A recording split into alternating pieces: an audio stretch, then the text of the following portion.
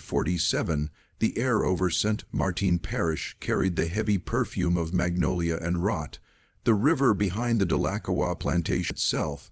Those who lived near walking the galleries at dusk, he laughing too loudly at the tavern in town. The Delacroix marriage had become, like the sugarcane in their fields, something to be harvested and refined until it yielded only appearances. That spring, Eleanor began to notice what she later called the small absences entered the mouths of others, reshaped into warnings and legends. When autumn came, travelers passing along the river saw the plantation still standing, its fields trimmed and quiet. Yet they swore that at dusk a single light burned in the upper window, flickering against the dark like a candle held over judgment. And they said that if you listened closely, you could hear the echo of that long afternoon, the murmur of the crowd, the calm voice of a woman who refused to be silent, and the sound of a man learning what it meant to be seen. By the end of that summer, the tale of what happened on the Delacroix plantation had already grown larger than the truth. The river carried it first, passed from ferryman to trader, whispered over barrels of molasses and cotton bales. Then the taverns took it up, gilded and sharpened in retelling. Each man who spoke of it added a new detail. Some said Eleanor had summoned the entire parish to bear witness. Others swore she had stood in judgment alone, the sky breaking open behind her like a sign from God. In the town itself, people spoke her name in half-admiring, half-fearful tones. The men called her cold, the women called her righteous. The preacher dedicated a sermon to repentance the next Sunday, his voice trembling as though the walls themselves might hear. "The wages of deceit," he said, "are not always paid in coin. Sometimes the payment is sight itself, the being seen by those we wrong. Silas Delacroix did not leave the estate again." His laughter, once loud enough to fill a room, was heard only in echoes, soft, uneven, as though he were arguing with the air. Servants brought him food and found it untouched. He sat for hours at his desk, staring at the ledger she had left open. When autumn storms came, he refused to move from the window, watching the lightning as though expecting someone to emerge from it. Eleanor, meanwhile, kept to her routines. Each morning, she walked the fields alone, speaking quietly to those who remained. Her manner was not cruel, but distant, as if she had stepped beyond something the rest could not reach. At times, children from nearby farms saw her standing by the river, her reflection trembling beside her, like another woman waiting to be released. The town waited for her to fall to weep, to leave to break, but she did none of those things. She hosted no more gatherings, sent no more letters. Instead, she began to keep a journal, its pages filled with small, precise lines about weather and harvest, but between them were fragments of something else. Truth must live longer than pain. Silence is the real inheritance. I did not destroy him, I made him known. By winter, the Delacroix plantation had become a landmark for those who traveled the southern road. Riders slowed when passing its gates. Some crossed themselves. Others tipped their hats, murmuring a blessing or a warning. The overseer, a man who had served the family for 15 years, resigned quietly one night and left without collecting his pay. He later told a friend in Baton Rouge that the house no longer sounded right. "You can hear it thinking," he said.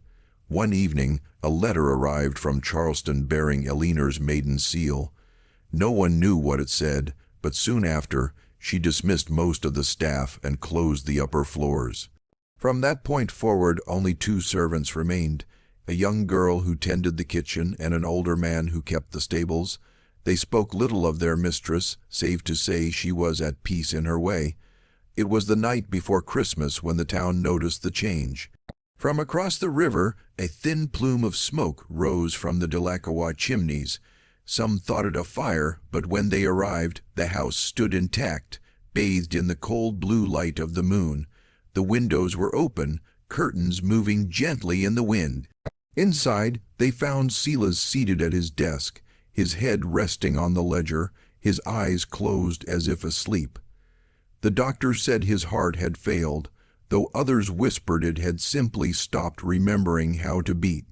Elinor was not in the house. In her room lay a single note addressed to the magistrate. "The debt is paid. Let him rest as he is." No one ever saw her again. Weeks later, a fisherman down river claimed to have found a woman's shoe caught among the reeds.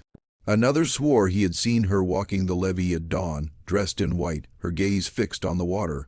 The sheriff organized a search, but the river kept its silence. Spring returned, as it always did.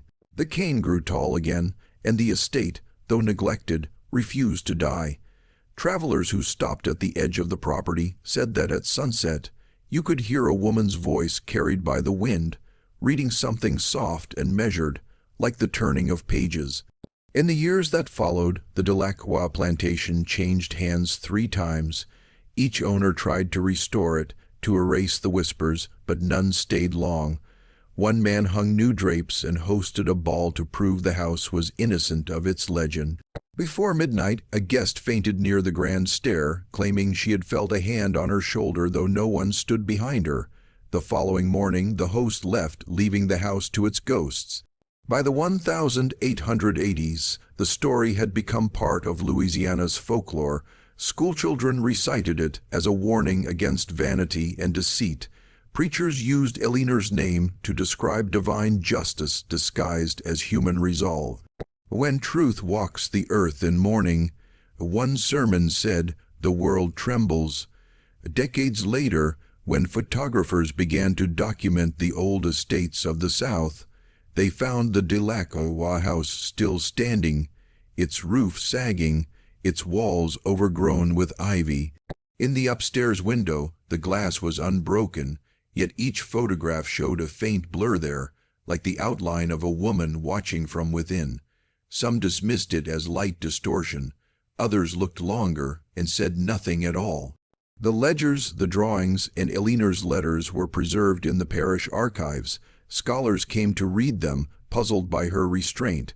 One historian wrote that she had orchestrated not revenge but revelation, a kind of public exorcism that stripped power of its disguise. She turned shame into witness, he noted, and in doing so, freed more than herself. As for the people of Saint Martin, they still tell the story on humid nights when the air smells of sugar and rain. They say that if you pass the old plantation at dusk, you might see a single light in the upper window, flickering once before disappearing. And they say that the sound which follows, the soft creak, the sighing through the cane fields, is not sorrow nor warning, but the sound of truth still breathing where it was once spoken. By the turn of the 20th century, the Delacroix estate had passed from legend to relic. Travelers crossing the bayou saw its chimneys through the trees and thought of it as a ruin kept alive by stories. No one lived there, yet each season the grass around the main steps was found pressed flat, as though someone still came to sit upon them. In 1906, a professor from Chilean University arrived in Saint Martin to collect oral histories. His name was Thomas Ellery, and he believed the tale of Elinor Delacroix was a parable, an invention born of Southern guilt. Every community, he wrote to his dean, builds a saint to excuse its sins. He carried notebooks and a small camera, determined to prove that the haunting was merely memory wearing a costume.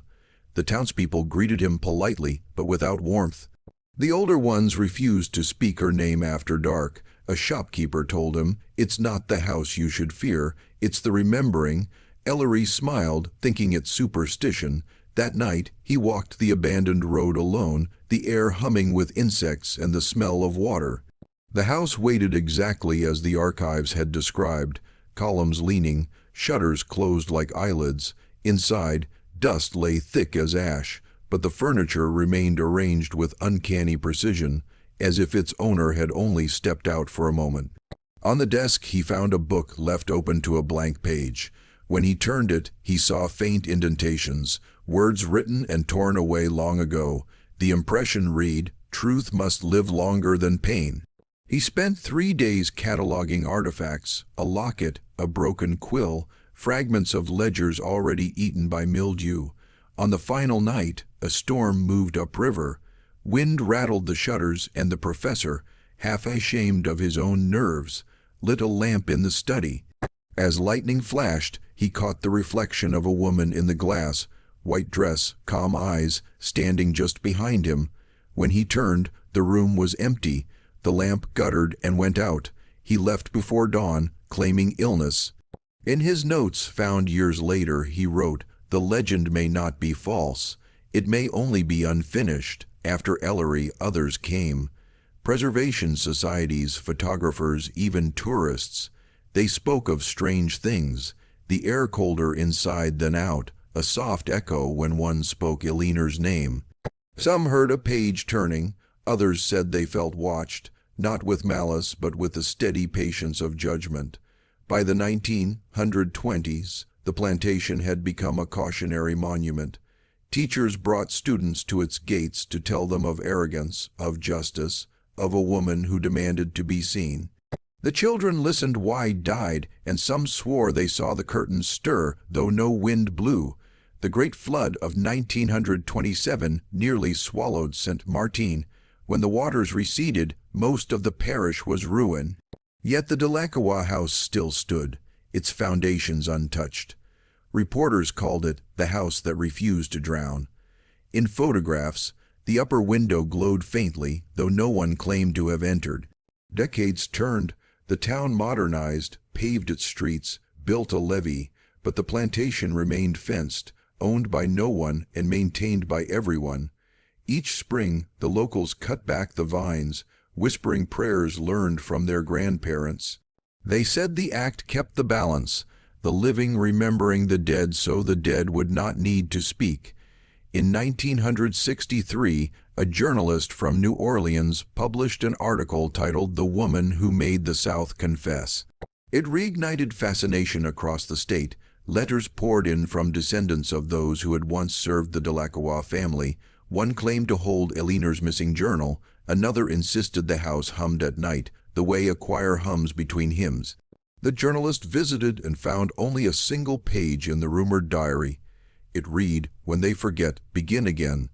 That sentence became a phrase etched onto the historical plaque that now stands at the road's edge. Tourists read it and feel uneasy, though they cannot say why. The plaque does not mention Silas. It lists